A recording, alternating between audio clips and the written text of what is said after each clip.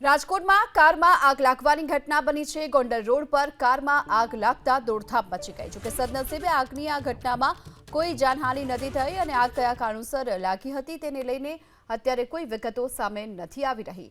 તો રાજકોટમાં કારમાં આગની આ ઘટના બની છે। ગોંડલ રોડ પરથી જ્યારે આ કાર પસાર થઈ રહી હતી એ દરમિયાન કારમાં આગ લાગી હતી। જોકે કાર ચાલક તુરંત જ બહાર નીકળી ગયો હતો અને તેનો જીવ બચી ગયો છે। જોકે કયા કારણોસર આગ લાગી છે આ કારમાં તેને લઈ હજુ સામે નથી આવ્યું।